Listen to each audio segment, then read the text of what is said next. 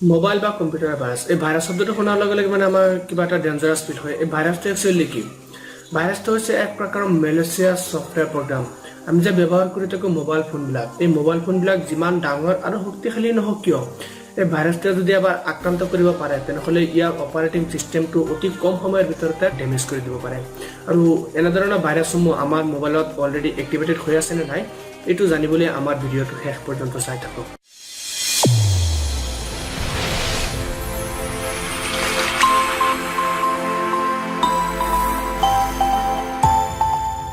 যে মোবাইল এটাত ভাইৰাছ আছে নে নাই আমি কেনেকৈ গম পাম? কাৰণ এটা মোবাইলত যদি ভাইৰাছ সোমায় সেই মোবাইলটোৰ মানে কিছুমান লক্ষণ দেখা পোৱা যাব। সেই লক্ষণবিলাক যদি মোবাইলত অলৰেডি হৈ আছে তেনেহ'লে গম পাম যে মোবাইলটোত ভাইৰাছ আছে। এই লক্ষণবিলাক কি কি? মোবাইলত বহুতো লক্ষণ আছে। এইবিলাকৰ ভিতৰত প্ৰধানত আছে যে মোবাইলৰ যিটো অপাৰেটিং পাৰফৰ্মেঞ্চ, যিটো মোবাইল এটাত ভাইৰাছ সোমালে সেই মোবাইলটোৰ অপাৰেটিং পাৰফৰ্মেঞ্চ মানে আগতকৈ বহুত গুণে কমি যাব। কাৰণ ভাইৰাছে মোবাইলৰ অপাৰেটিং চিষ্টেমত চেপ মাৰি ধৰি ৰাখে আৰু সেইটো মোবাইল মানে আগৰ নিচিনা চলিব নিদিয়ে। ইয়াৰ ক্ষেত্ৰত মানে মোবাইল এটা আমি ফাৰ্ষ্ট টাইম লওঁতে যিমান স্পীড পাইছিলোঁ, মানে চলাই যেনেকুৱা ভাল লাগিছিলে, কিন্তু মোবাইলত ভাইৰাছে এফেক্ট কৰাৰ লগে লগে আমি সেইখিনি স্পীড নাপাম। মোবাইলটো দিনে দিনে শ্ল' হৈ থাকিব। আনকি কেতিয়াবা কিছুমান ছফ্টৱেৰ অপেন কৰিবলৈ গ'লে ছফ্টৱেৰটো অপেন নহ'ব। মোবাইলত ভাইৰাছ সোমালে অপাৰেটিং পাৰফৰ্মেঞ্চত এনেকুৱা প্ৰব্লেম দেখা দিব পাৰে। ইয়াৰ পিছতে আহিল যে বেটাৰী বেকআপৰ কথা। ভাইৰাছ এটাই মোবাইলৰ বেটাৰী বেকআপ কমোৱাৰ লগতে মানে চাৰ্জিঙৰ ক্ষেত্ৰত বহুতো প্ৰব্লেমে দেখা দিয়ে।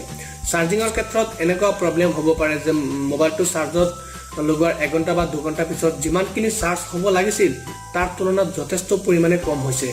তেনেকুৱা মানে চাৰ্জ হওঁতে মোবাইলৰ বহুত লং টাইম, আকৌ চাৰ্জ নাইকিয়া হওঁতে একেবাৰে কম সময়ত গুচি যায়।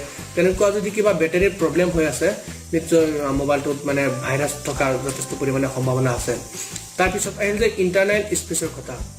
কাৰণ মোবাইল ভেদে ইণ্টাৰনেল স্পেচবিলাক বেলেগ বেলেগ হয়। কিছুমান মোবাইলৰ 4GB, 2GB, 16GB, 32GB, 64GB ইত্যাদি ইণ্টাৰনেল মেমৰি থাকে।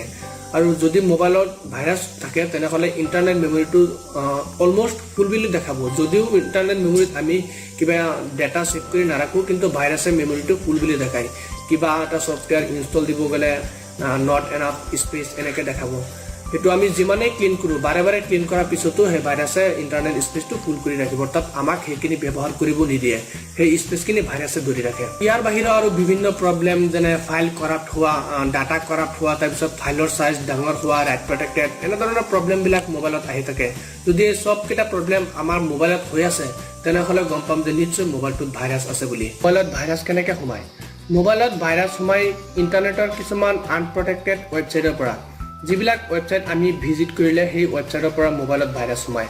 আনকি কেতিয়াবা এনেকুৱাও দেখা যায় যে কিছুমান ছাইট আছে যিবিলাক ছাইটত আমি ভিজিট কৰাৰ লগে লগে মোবাইলটো ভাইব্ৰেশ্যন হ'ব ধৰে আৰু কিবা এটা ছফ্টৱেৰৰ নাম আহিব যে এইটো ছফ্টৱেৰ প্লে ষ্ট'ৰৰ পৰা ইনষ্টল দিব লাগে, ইনষ্টল দি মোবাইলটো ক্লিন কৰিব লাগে যে আপোনাৰ মোবাইলত ভাইৰাছ আছে এনেকুৱা দেখায়। কেতিয়াবা এনেকুৱাও দেখা যায় যে কিছুমান মোবাইল তেনেকৈ ভাইব্ৰেশ্যন হৈ অট'মেটিক অফ হৈ যায়। তেনে ক্ষেত্ৰত মোবাইলটোত ভাইৰাছ সোমায়।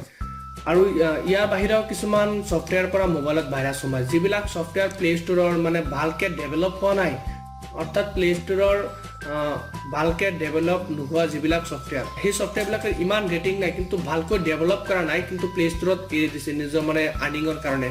সেইবিলাক ছফ্টৱেৰ মোবাইলত ইনষ্টল দিলেও ভাইৰাছ সোমাব পাৰে। আৰু এই ভাইৰাছবিলাক কেনেদৰে প্ৰতিৰোধ কৰিব? ভাইৰাছ প্ৰতিৰোধ কৰাৰ ক্ষেত্ৰত মোবাইলৰ এণ্টিছেফটি হিচাপে আমি মোবাইলত এণ্টিভাইৰাছ ব্যৱহাৰ কৰা উচিত। এই এণ্টিভাইৰাছবিলাক আমি প্লে ষ্ট'ৰত পাম। এইবিলাক ফ্ৰী ভাৰ্চনো হ'ব পাৰে, আনকি পেইড ভাৰ্চনো হ'ব পাৰে।